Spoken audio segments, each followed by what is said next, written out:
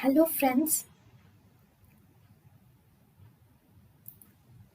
welcome to Creative Medicine. In this lecture, we will learn about COX-2 inhibitors. COX-2 inhibitors are highly selective drugs, and these COX-2 inhibitors are safer than older NSAIDs.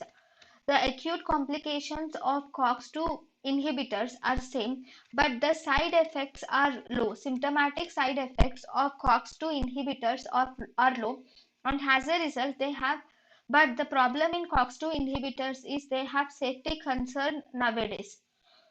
Preferentially, these COX-2 inhibitors we have preferentially COX-2 inhibitors. So these COX-2 inhibitors are inducible drugs and these are overexpressed. Actually, the COX-2 enzyme is inducible and it is overexpressed in case of inflammation. So these COX-2 inhibitors are good drugs for reducing the inflammation. So the selective COX-2 inhibitors include nabumetone.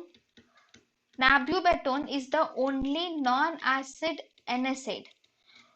Nimesulide, nimesulide and aceclofenac. Nimesulide and aceclofenac are COX-2 inhibitors. Preferential COX-2 inhibitors are nabumetone, nimesulide and aceclofenac. Nabumetone is the only non-acid NSAID. Nimesulide. This nimesulide has to be banned.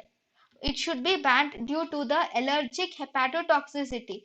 This nimesulide can cause allergic hepatotoxicity and it can cause alleged hepatotoxicity and it can also cause Stevens-Johnson syndrome or toxic epidermal necrolysis. Because of this hepatotoxicity and Sjogren syndrome, sorry, Stevens-Johnson syndrome and toxic epidermal necrolysis, it has been banned.